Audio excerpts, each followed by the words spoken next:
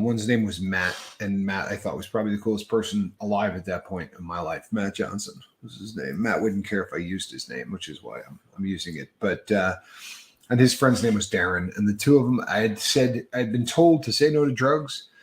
Long before Nancy Reagan ever came along, my parents talked to me about drugs. They didn't say, "Let me tell you about drugs." They said, "Say no to them," and I said I would. And the first chance I got to, the first time I had ever been offered, I got high. I was 13 years old in 1983. Here's the deal on that entire subject. There was no pain in my life at all. I was a very happy kid. I skied. I was super, super into skiing. I was into football. Sports in general were a really big deal for me. The swim team was a really big deal for me. I had a really solid existence. I didn't do drugs. I didn't do anything stupid. And then I did. But there was no pain. It was just something that I did for hope, the hopes of fitting in. And it seemed like these guys were having a good time, and curiosity got the better of me. And oh, the cat is just on fire. Curiosity got the better of me, and the next thing you knew, I was smoking it. And then I liked it. I liked the way it felt. There was nothing in my life of pain. I mean, physical pain, I still got hurt and stuff like that, but I hadn't started having catastrophic injuries. I hadn't started going anywhere down that line. And the reason that I got high is I enjoyed the feeling. And I think a lot of us start that way. The trouble is, within the next couple of years, things started happening that really messed with me psychologically. It had to do with, I've talked about it on the boat before, but it had to do with me feeling like an idiot, me thinking that I was less than intelligent, certainly a lot less than my siblings. And I thought I was damaged goods. And to be honest, I was damaged goods. I wasn't born like everybody else, and no one is born like everybody else. There is no everybody else. But this was the first real dose of the fact that I was really different, and there were some issues with how I was compared to how other people were, and it was painful. And it was the first time that pain had come into my life, any kind of spiritual or emotional pain. And when you're young, things like that don't happen. There really is very little that you have to endure as a kid, especially if life is good. Obviously, there are situations where kids don't have the perfect upbringing, and that's really tough. I had the perfect upbringing. I had absolutely no excuse whatsoever. I didn't, other than the fact that I was born different. And that feeling started to manifest itself more viciously every year. In fact, it started metastasizing and started getting worse probably every couple of months. And what ended up happening was when I was stoned, I didn't think about it. And it was weed, was all it was. But when I was stoned, I didn't think about it. It was like I was insulated in this bubble that kept me from the pain of being who I was. And weed was that bubble. And when I didn't have weed and that bubble was gone, I freaked out more as a kid without weed than I did as an adult without heroin.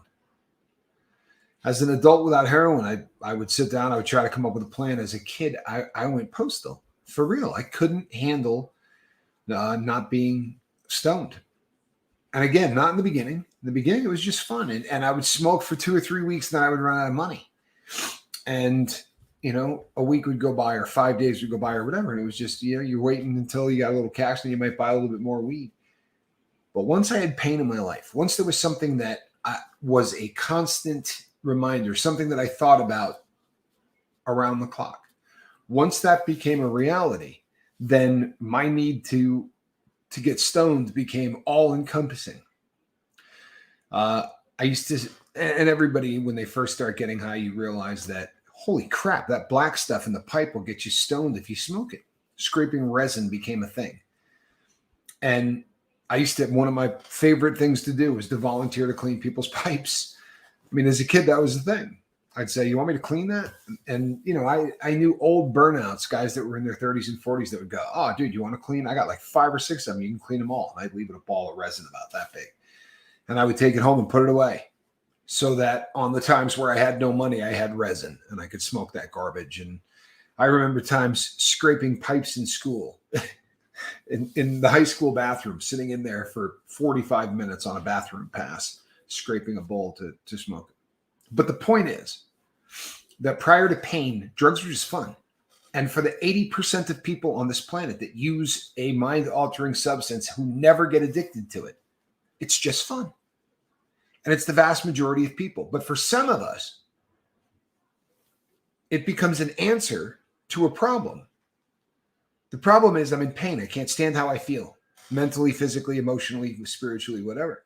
I can't stand how I feel. But there's this substance out there that makes that go away. That's huge. And it makes perfect sense why so many people self-medicate. This is actually the addict's attempt at living a normal life in spite of the fact that the addict has issues. Pretty serious damn issues for most of us. And the pain thing is huge. It is the driving force for the vast majority, if not everybody on the planet who is addicted to drugs.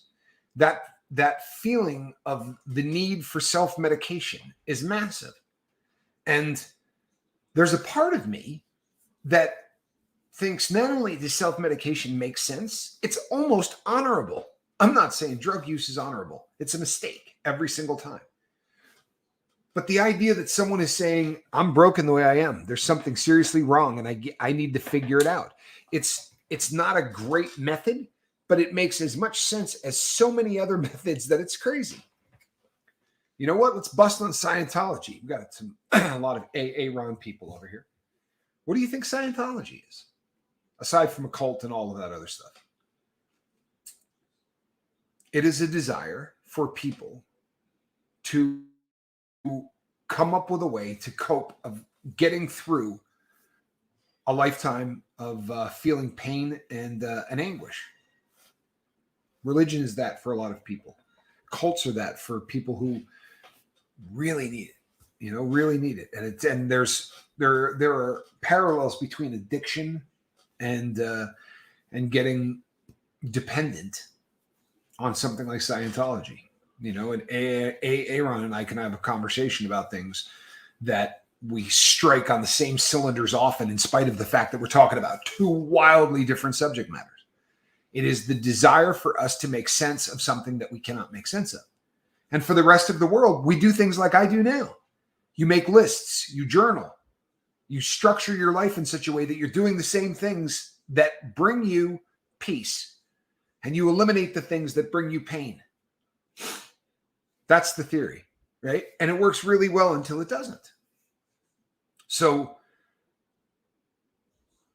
I just hit 8 years sober. It's just a very big deal for me, man. It really is. It's a very big deal for me. And it's something that, it's no bigger a deal than 7 years, and it's no bigger a deal than 6 years. It really isn't. It's no bigger a deal than 3 weeks. When you finally make the decision, you say, this is it. I'm going to remain sober. If I got high tomorrow, I'd have to get up the next day and get sober.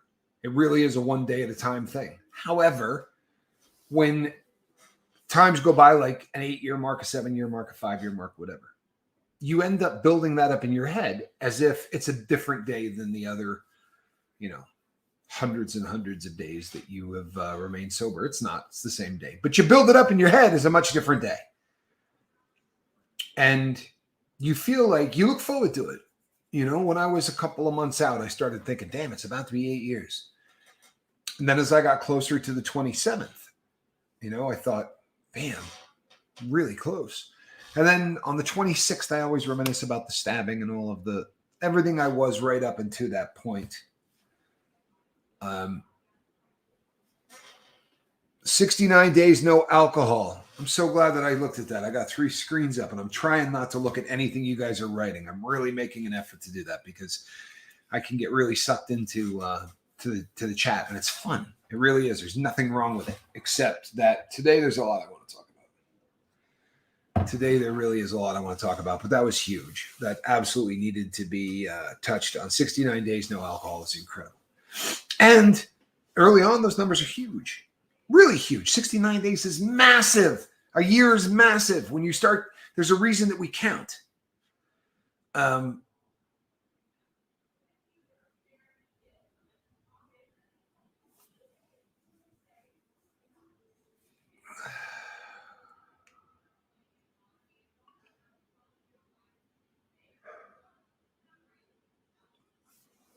Anyway,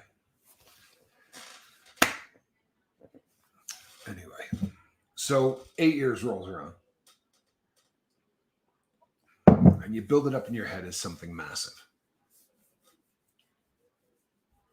And as much as it's any other day, it's a different day. And on those days, you do everything within your power. On those days, you do everything within your power to make it a great day.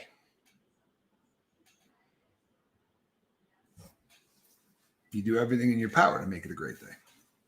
And if that doesn't happen, then it seems like there's something more epic about getting through that shit day on year number 8 than there is on any of the other days that you had to get through. And it makes you forget about. So my 8-year anniversary day sucked. It did, for reasons that aren't things I would want to share on the boat. Just personal crap. You know what I mean? Just personal crap. And it ended up being, what it does is it reminds you of pain. It reminds you of why you do what you do, or why you did what you did, or whatever. You get pulled back in. And one of the problems is that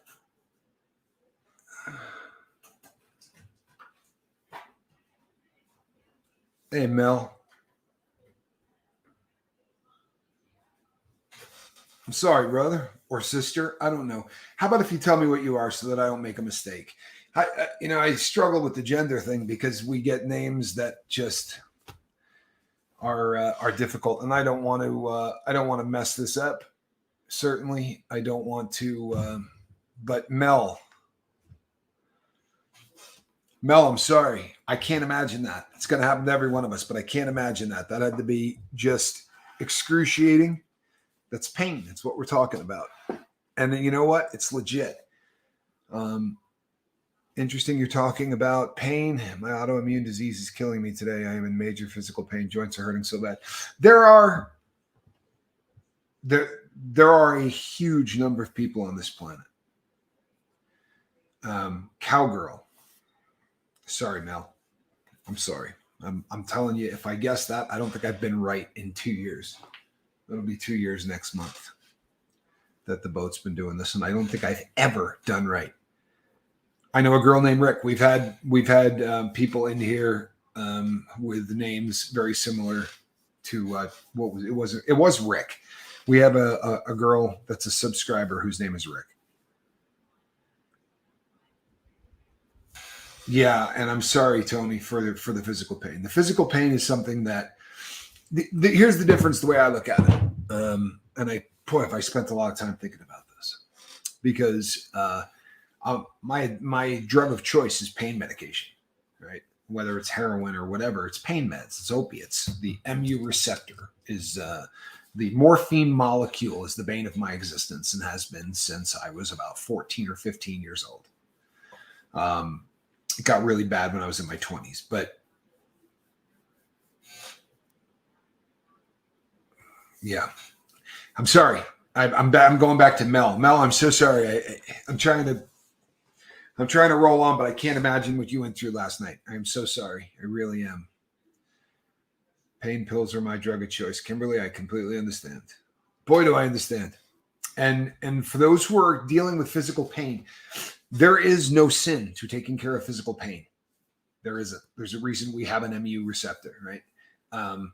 But it becomes a problem when the pain that you're taking care of, lupus, celiac, and rheumatoid arthritis are pain. Those are 3 things that cause legitimate pain. And when you take care of legitimate pain, any way you take care of it, I think that that's fine. I don't see any problem with that. I get crap about this every day, and it doesn't make any sense to me. If you're in pain, you should be able to kill pain. If you're in spiritual pain, you should evolve as a creature to learn how to take care of spiritual pain because you can make it go away. Physical pain, there are people out there that say, once you can master taking care of yourself, you can overcome physical pain. I cannot. I've never been able to do that. There are people for whom that is possible. I got addicted to eating fentanyl patches. Alf, I have eaten a ton of fentanyl patches. Cut them into quarters and just chew on them. I've done it a ton. I've eaten quarters, halves, fulls. I started out with 75 milligram patches, that go over a certain number of days. And then we got a guy on hospice that was getting 350s. And they were you could cut them into smaller chunks, obviously, but you end up chewing them all day long. Pain, physical pain is something that I believe we have a right to treat. And there are people, because they wander onto the lifeboat, or there are people who struggled with other substances who think, I would never take pain medication because I've been addicted to it. I'm a heroin addict. The day is going to come where I can't get through life without pain. Without pain management. It's the reality. And when it happens, I'll take it. A group hug for Cowgirl Mel. Amen. You know what? Amen. Mel, I'm glad that you found the lifeboat. I'm sorry that this is such a tough time for you. I honestly cannot imagine. I can't. And, but I'm glad that you're here. You know what, Mel? Pardon me for jumping off of subject. That's on subject, I guess. This is definitely pain related. But my sobriety date is my mom's birthday. I didn't plan that in any way, shape, or form. In fact, I didn't realize that until I'd been on the lifeboat for a while. I was having a conversation with somebody on the lifeboat who said to me, my sobriety date is July whatever. But that's actually not my sobriety date. And I said, what the hell does that mean? And he said, well, that was the last day that I got high. That was the day that I decided to quit doing drugs. So the next day is technically my sobriety date. Well, I had been celebrating the day that I got stabbed as my sobriety date because it was the last date that I had ever done dope. But I did dope that day. So my sobriety date isn't the 26th of June. It's the 27th. And after somebody pointed that out to me, I went, holy crap, I've been celebrating the wrong day for years. Not that it matters. But the reason that I say that is there are days that are epic. Now that my sobriety date, I realized that it's my mother's birthday, it became worth something more. The odds of that happening are 1 in 365, right? That's really, so on days that are epic or things that happen that become a very large deal, they can take on more meaning.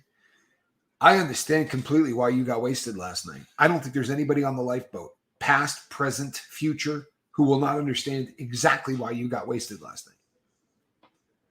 Bank on it. That's that's a really difficult thing. Your sobriety date is my dad's birthday. Your dad and my mom were born on the same day, Kathy. What are the odds of that? John Doe says, I have no clue when I quit. Nothing wrong with that either, Joe. Joe, I'm looking at Doe. There's absolutely nothing wrong with that. I was in prison. It becomes a real focus thing. Time is something that you spend a lot more time thinking about. In fact, it's all that you ever think about.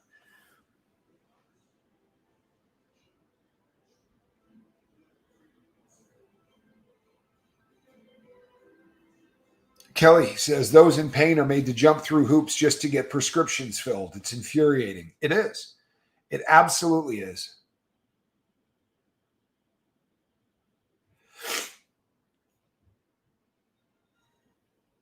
Scoob, if you do a line, I might drive out there and smack you.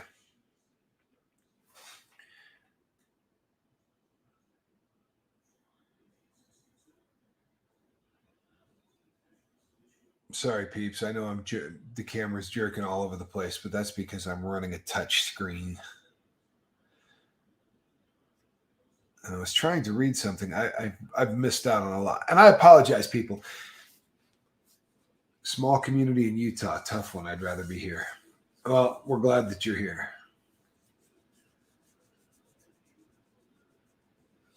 Mel, I'm really glad that you're here. Group smack for Scooby. There we go, Alf. Well played. Hey, squirrel. You could get up in your basket and do what you're supposed to. The cat thinks she's on vacation. You know, there are days that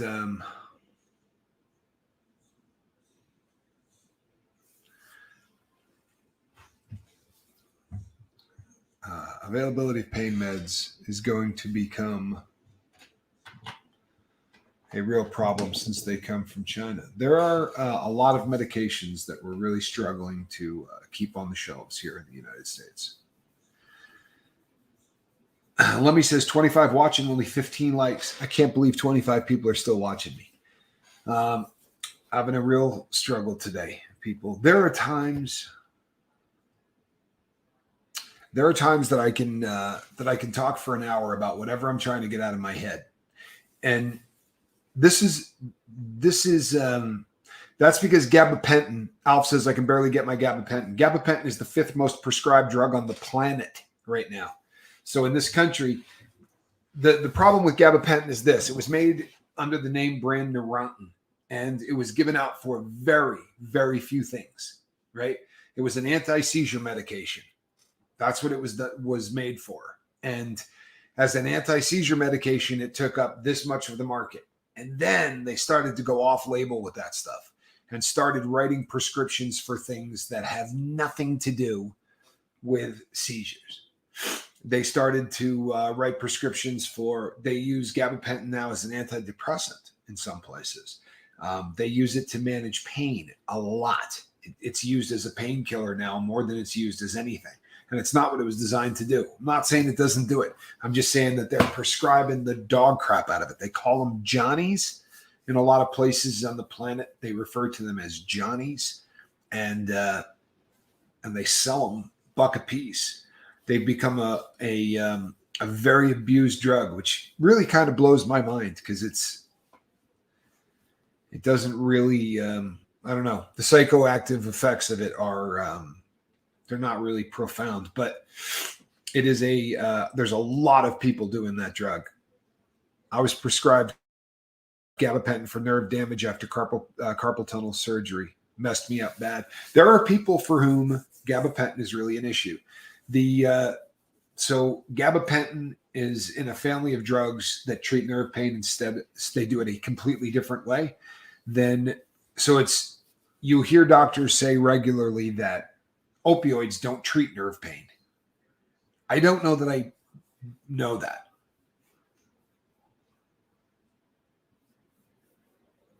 I don't know that I believe that.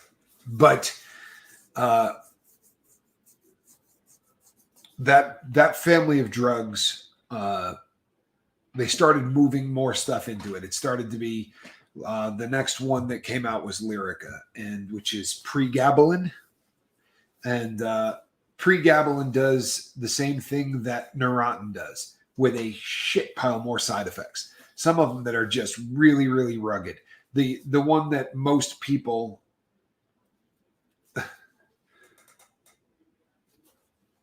I love that. I don't even know what it was in reference to, but I love that. My neighbor was doing coke, pills, and alcohol and lost her children. When she realized her next step was heroin and her eldest hated her so much she cried. And she quit cold turkey. That's it. That's impressive. That's impressive. And brought on by pain, right? She felt enough pain that as opposed to going, it's kind of what I wanted to get to today. The comment section has had me reeling. Why do we have to live in so much pain every day? Well, Annette, the question, and that is the question, isn't it?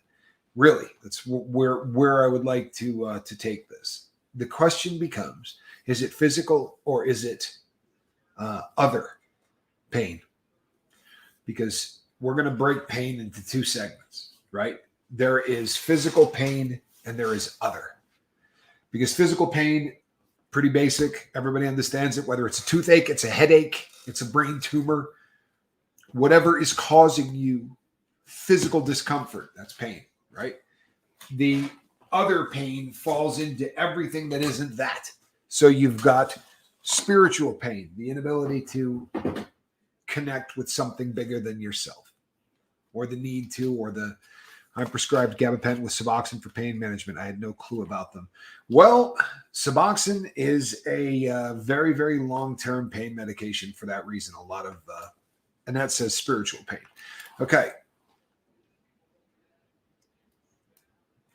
So spiritual pain, emotional pain, everything that is in the other department, we're into a different kind of animal. And if you look around the world, right, you look in your town, you look in other countries, you look around the world, and you are going to see an entire group of people who are answering the question, how do I deal with other pain?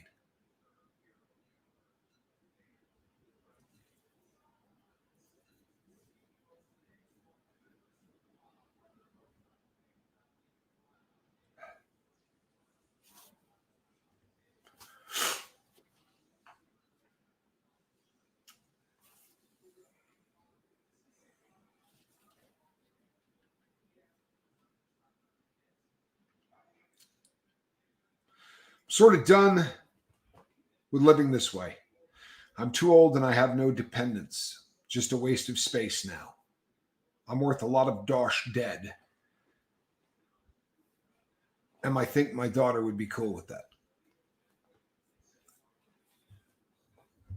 What do you think, crew?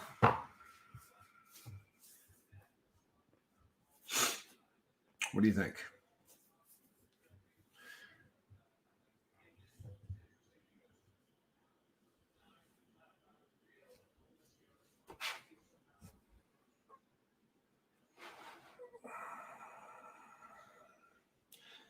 John Doe says that's tough. It is. It is. It's really tough. That's really tough. I don't believe that your daughter would be cool with that. This isn't the place to discuss this. It's probably bad form. Trish Killian says, full of hope. As we get older, we realize society doesn't value us as much anymore. That's why we have to value each other and our God. Goddess Divine says, no, not okay with it. Monk says, full of hope, we love you.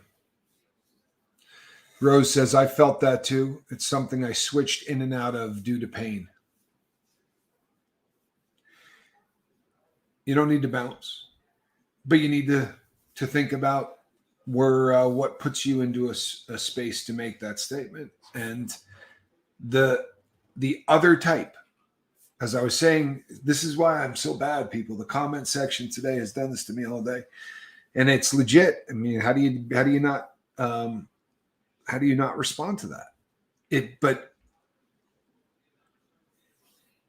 you look around the world and what you see is people who are trying to cope with the other pain, the pain that all of us feel that doesn't have anything to do with physical, the pain that Annette's talking about every day. Why is it that so many of us have to deal with so much pain every single day spiritually?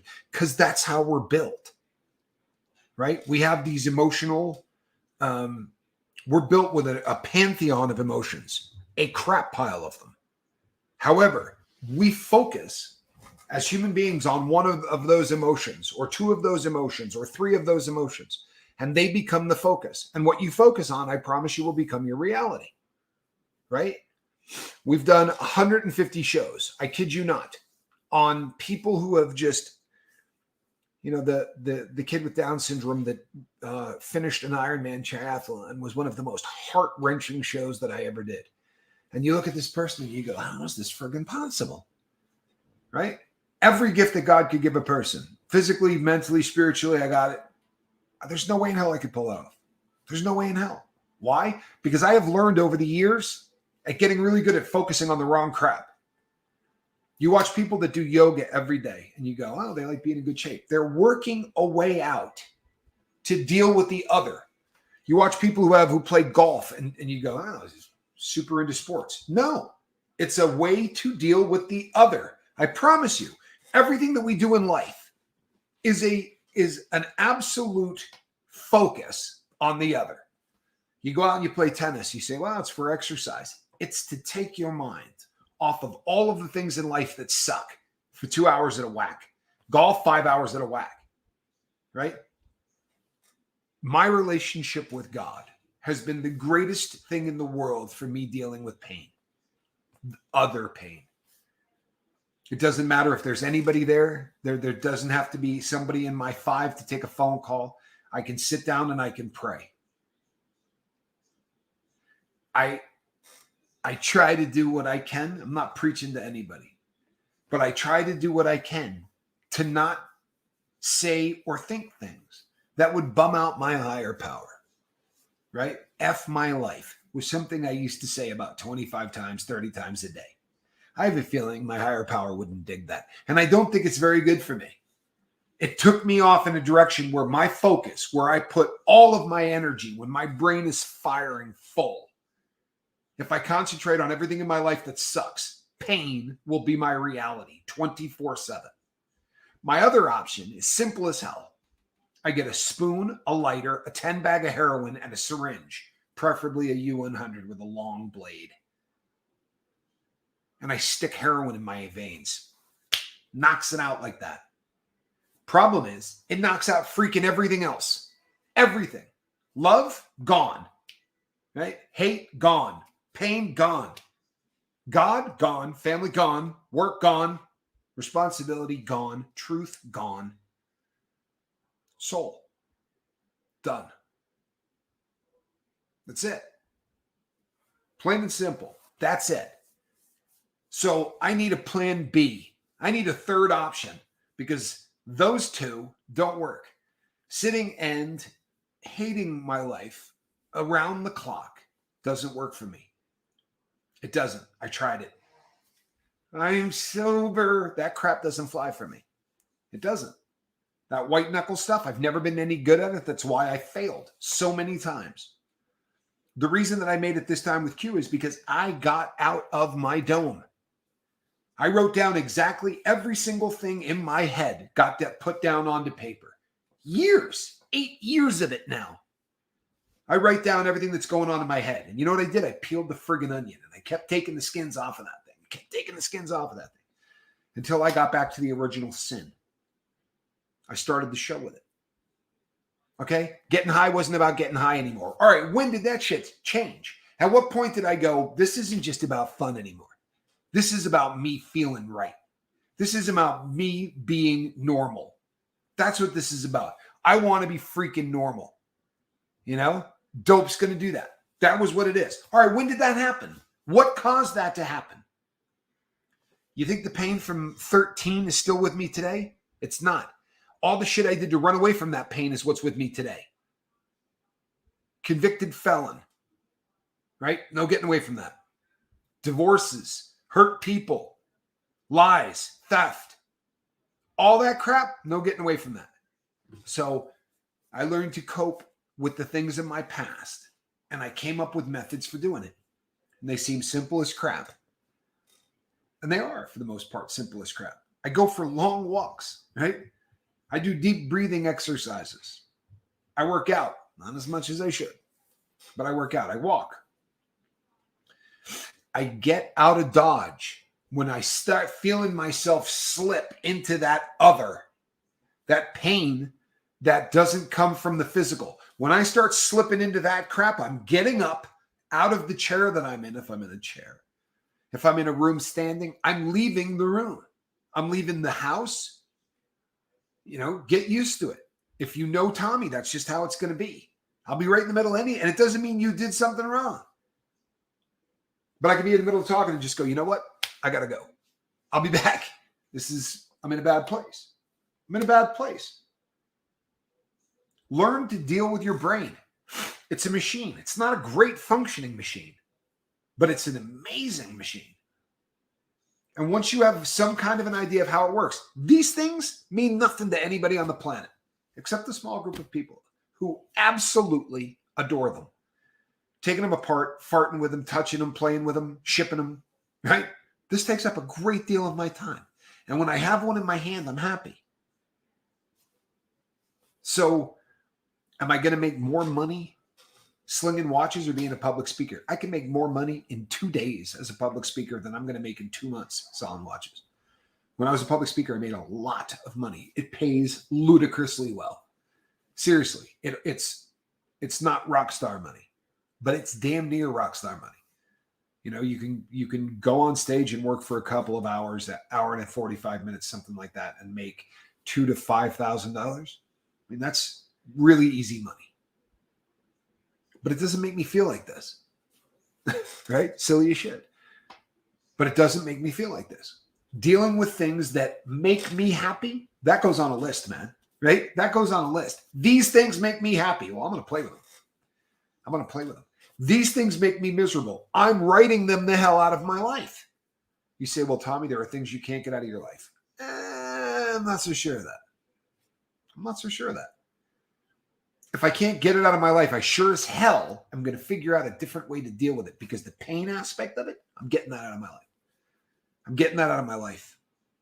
Whatever I got to do, I'm getting it out of my life. And I'll tell you something right now. The last 21 days of my life have been rugged. I'm telling you, in 53 years on this planet, the last 21 days are up there among the most stressful I've ever lived out, right? Not in prison. There's the times in prison that are stressful are a different kind of stress. In fact, baseline in prison is stress.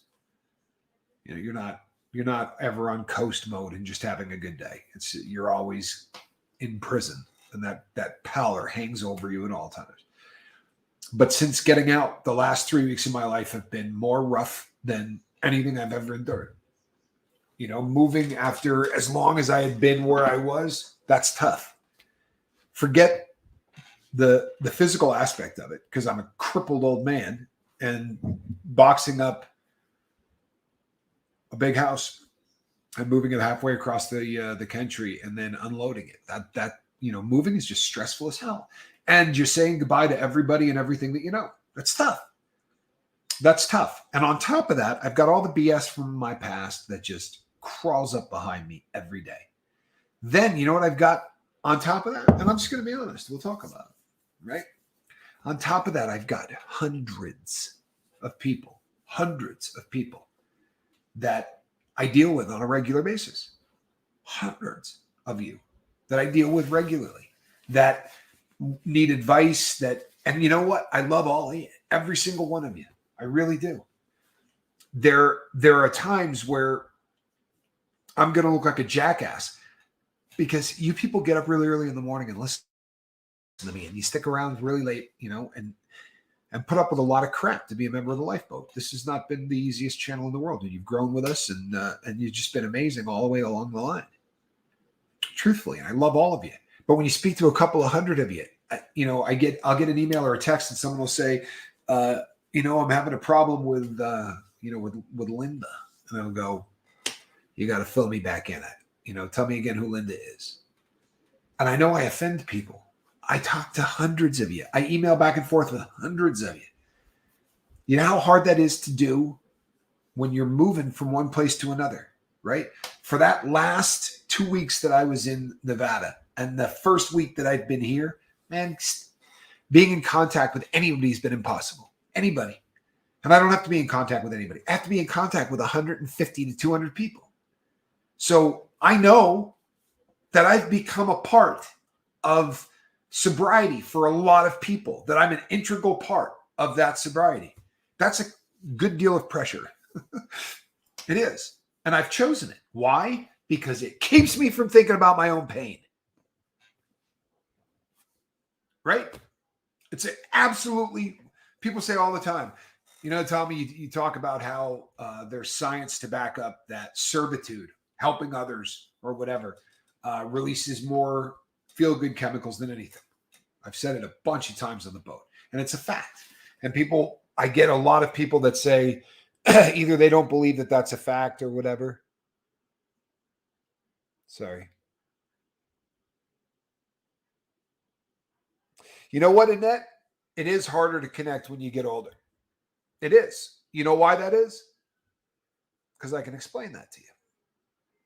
Go to any place where there are adults and kids. Church is great, right? It's one of those places that it's really obvious. But go anywhere where there are adults and kids and watch how you just put them all into a room, right? What happens? A kid runs straight up to the kid that just came in the room, right? I'm Tommy. Instantly introduces himself to every kid there, right? We're over here. We're doing this. Grabs the kid, takes him with him. And instantly the two of them are just thick as thieves. They don't concentrate on themselves. They concentrate on what's going on around us. And I'm not pointing at you in that. I'm pointing at all of us. We become very much about everything that's going on in our life, our own pain, our own suffering, our own bills, our own work, and how can you not? You spend 53 years on the planet doing the same kinds of things, and you sort of become very sort of laser focused on the things that go on with you. Yeah, makes perfect sense, doesn't it? So when you start serving other people, when you start doing the servitude thing, it becomes very easy to not focus on your own stuff. You understand? It becomes very easy to focus. If I spend half of my day emailing and texting people and saying, so what you're saying is you think that, your significant other is getting high again after promising you that she was not going to. Okay. That was my life for 11 years. I was married to that woman, right? Who drank every single day and twice a week told me she was going to quit. And every single night I picked her up off the toilet and carried her into the bedroom and laid her down. She passed out every single night on the toilet for 7 consecutive years. I lived that life. If I sit and think about that, I can get really bummed out real quick. My head can go back into places that it should never be in again. Rear view mirror crap, small glass. But I can look through the front glass and talk to somebody else about the same problem without ever looking backwards. Why? Because it is so much easier when you deal with other people's problems than it is when you deal with your own. Am I saying that everybody should start a lifeboat channel? No, because it can also drive you literally insane. When you lose somebody, there's a lot of things about this that suck. But what I'm saying is get out of you. Get out of you. Spend a little bit of time where you're focusing on other things. I went to church on Sunday. It was my first Sunday here. Anyway, I went to church on Sunday. I went early as hell in the morning because I had to be back here at 10. My sister works at this church. So she gets there very, very early in the morning. And this church does like 3 or 4 different services, which is cool. Since I got here, I've gone to that church once. I've also gone to a Bible study once, which actually wasn't a Bible study, but it was like a group of people that got together to all talk about one thing. I met probably 15 people there. Yeah, there were probably 70 people there. Right? If I were a kid, I would have met 70. But I went around and I introduced myself. Am I going to kick it with those people? Probably not. Not because I have anything against them, but because I have structured my life in such a way these days that I do not have any time. I don't have any time. Idle time, I will sit and think about things I don't want to think about. I have learned since getting sober to structure my life in such a way that I don't have a lot of downtime. I'll be honest, I have almost no downtime. 0. From the time I get up to the time I go to bed. And dispersed between all of that, I'm going to fix a couple of watches. I'm going to talk to some customers.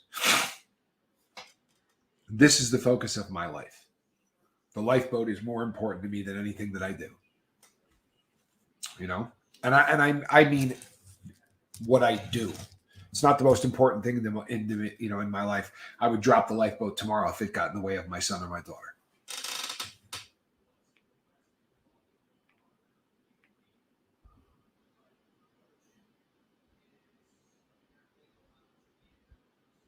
Sorry. Unpredictable Tony says, I need downtime. There's no question.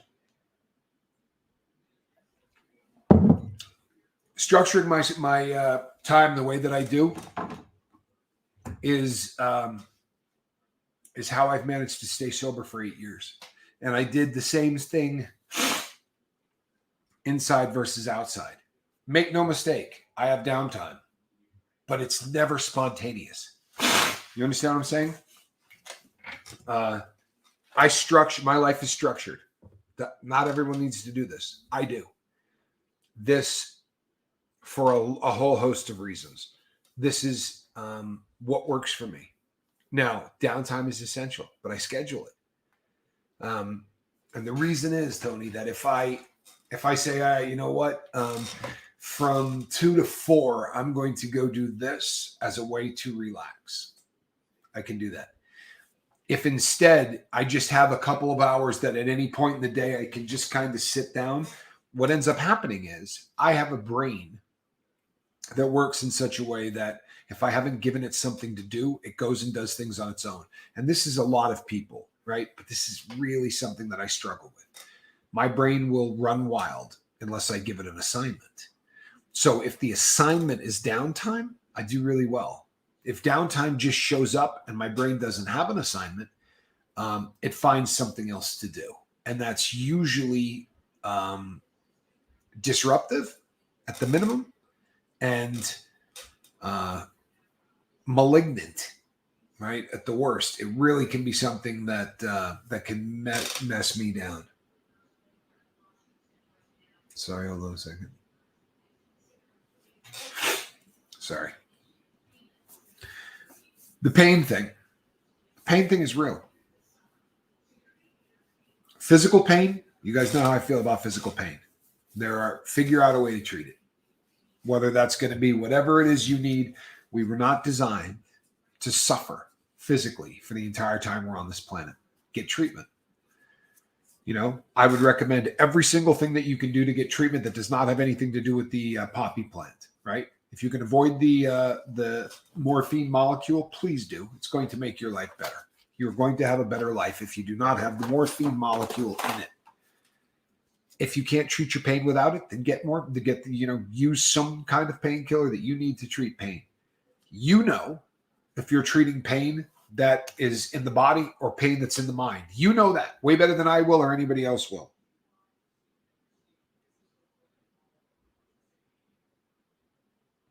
Unpredictable Tony, I don't think you could come up with better downtime. I've said this many times on the boat, and I'm sure that I'm not the first person to say it. I think it's probably a cliche that I picked up somewhere along the line. But nobody on their deathbed ever said, you know what, I wish I had read the Bible less. It's not one of those things that people come back to regret, ever. You know, it's bizarre. So I power up this whole system. And if the power cord's not in, everything kind of dims. But I know the battery's got a completely full charge on this puppy. Had it plugged in for, I don't know, ever.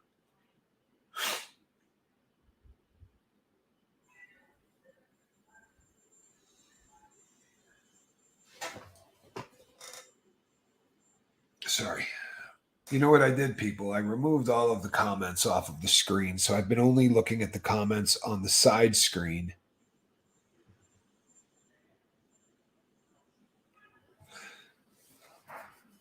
Kathy says, Alf, I taught all boys military academy a while. Those boys would snort their meds often or sell to the other boys to snort. Yeah. Let's see. What were we snorting?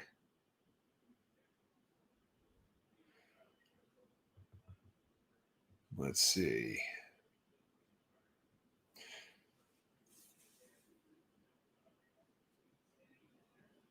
Kelly, I like that.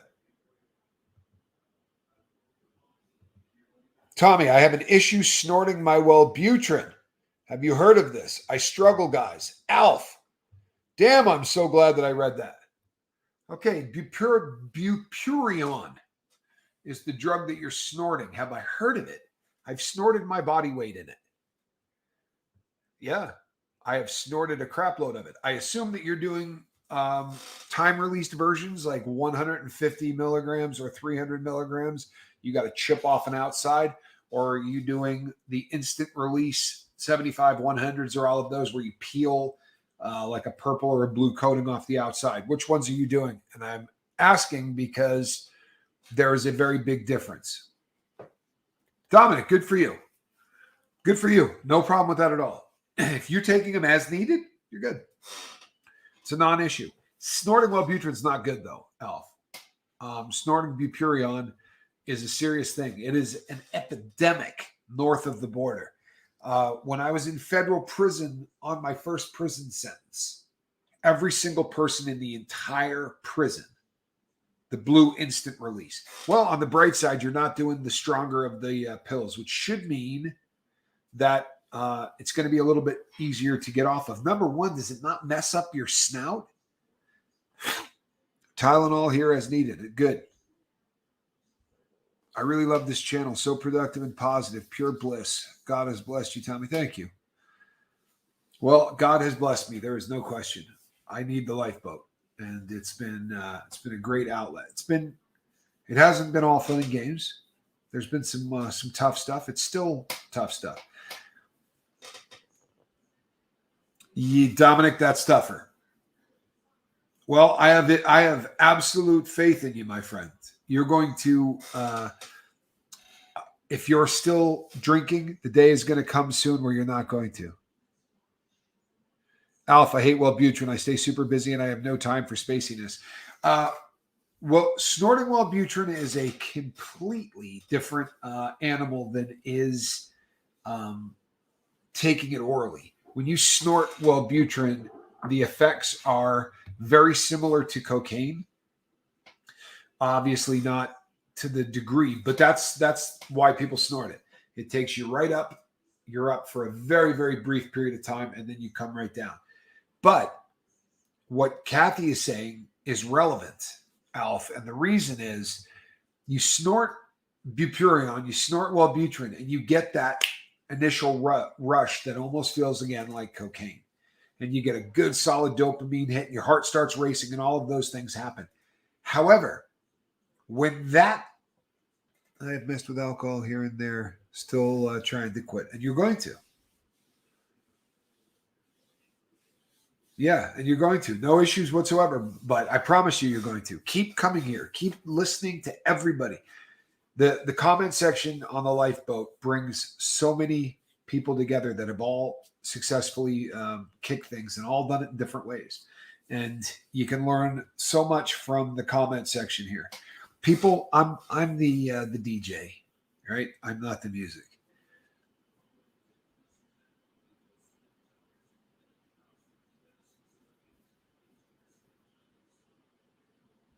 But I do deal with with all the isms still.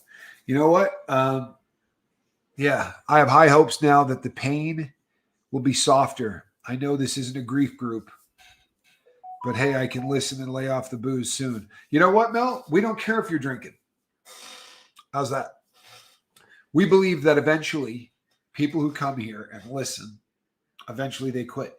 And there's been a ton of people that has happened to. There are people that spent 8-9 months on the lifeboat getting drunk or getting high every day, and then got clean. I'll tell you who took a minute and doesn't mind me talking about it and has told me that I can do this. So Buddha Davis from up in Massachusetts, and Buddha was doing heavy stuff. Buddha was doing a drug that scared me so bad that I got in his face, and the two of us really got ugly about it. But he was doing fentanyl, and took him a really long time. But he's been a stud. He went about it his own way, and really has done an amazing job.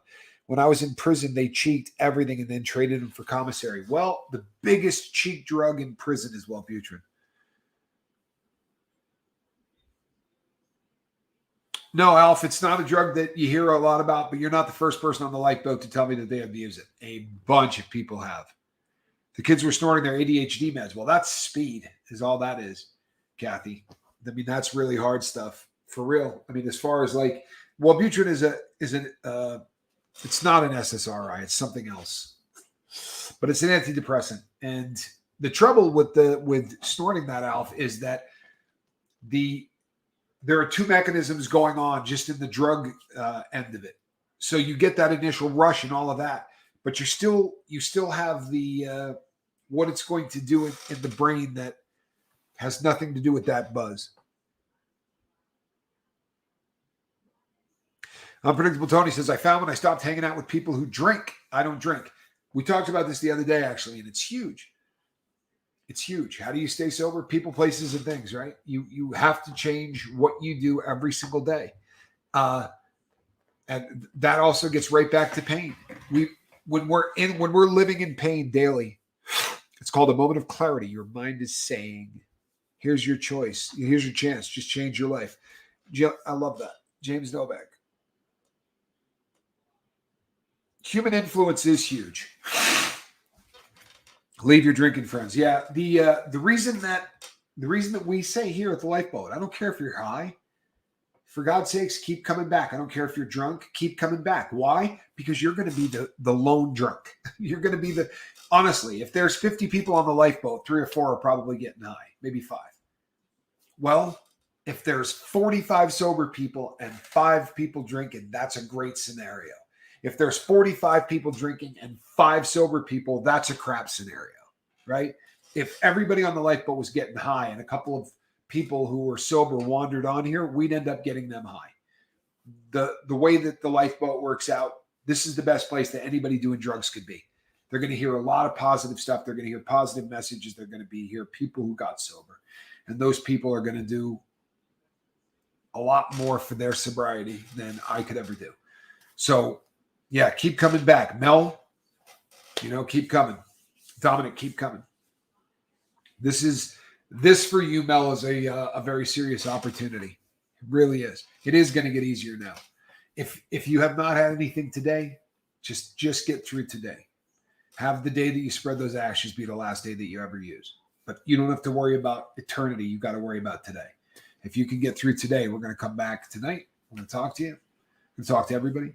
And then we're going to come back tomorrow. And we're just going to keep doing this. And we're going to hope that more people say no than say yes. Dominic says, I will be back. I know you will, brother. I know you will. It's the best place to be. People on the boat are fantastic. They really are. And where else are you going to get more cat in a basket? Be honest. There are better channels on YouTube. Make no mistake. But how many of them give you a cat in a basket?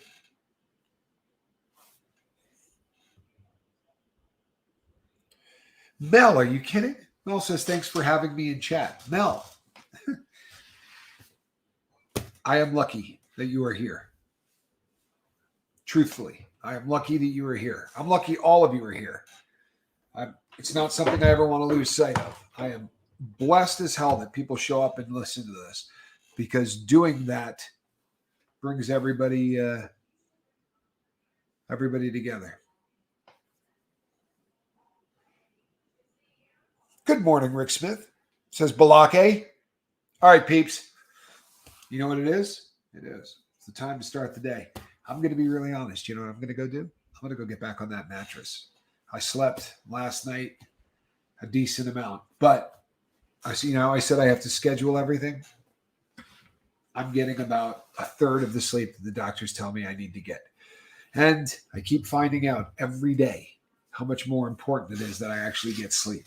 Like how much I am damaging the crap out of myself by not sleeping. So I am going back to bed, people, for as long as humanly possible. I would rather deal with my physical pain sober than being high and pain free, caught up in the game every day, out there looking for that next high. I do not miss that. Boy, Kimberly, I do not miss that either. We call it the chase. And if there's one, the greatest part of not being on dope is not having anything to do with the chase, not having to worry about the next one. That is,